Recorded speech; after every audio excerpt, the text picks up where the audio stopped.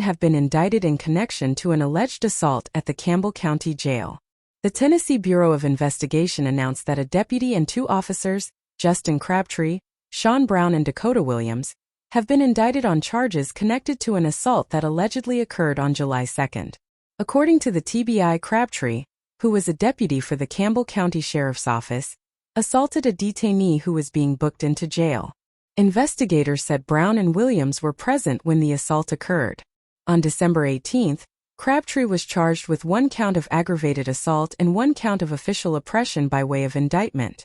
Williams and Brown were both charged with 1 count of official misconduct, 1 count of official oppression and 1 count of assault by way of presentment. Investigators said Crabtree turned himself in on Wednesday and was booked into the Campbell County Jail on a $10,000 bond. Brown and Williams were booked and released.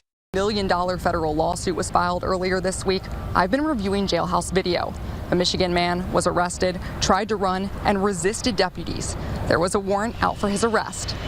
The suit is all about what happened inside the jail. A warning, this footage is disturbing. Caught on camera, around midnight UC Sheriff's Office staff smashed Nathan Ling's head against the intake counter.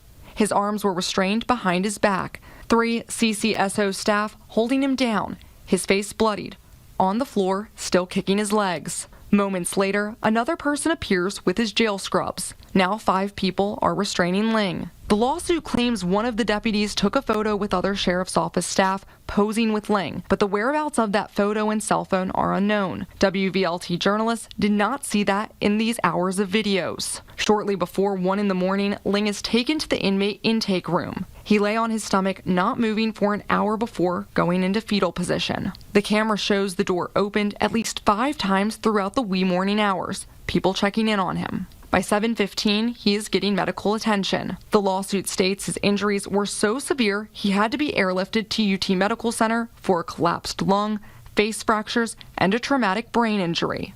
Former deputy Justin Crabtree is charged by the TBI with aggravated assault and official oppression.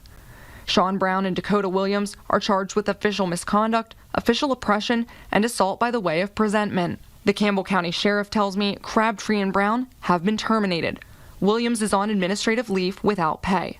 We also asked about Ling's booking mugshot and received an email saying there is not a photo of him due to him being released to the hospital shortly after being brought in.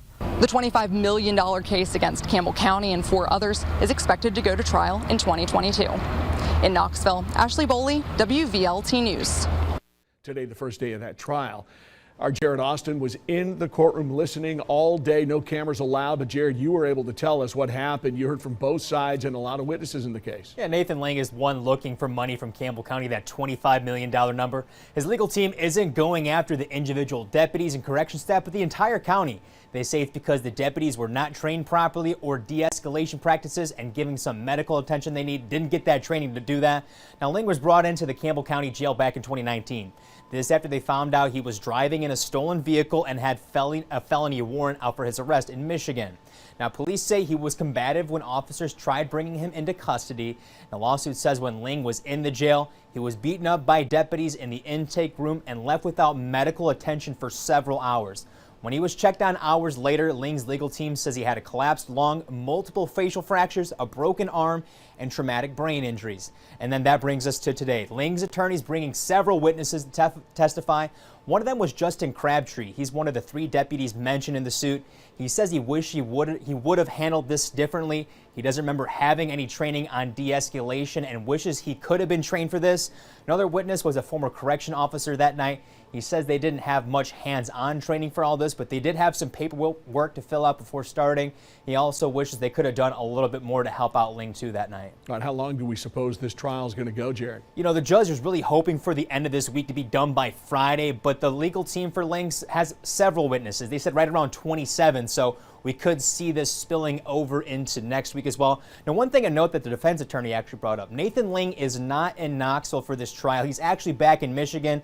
Ling's legal team is just saying that he has permanent brain damage for what happened in 2019, and he's really not able to handle the stress of this trial. Jared, thanks.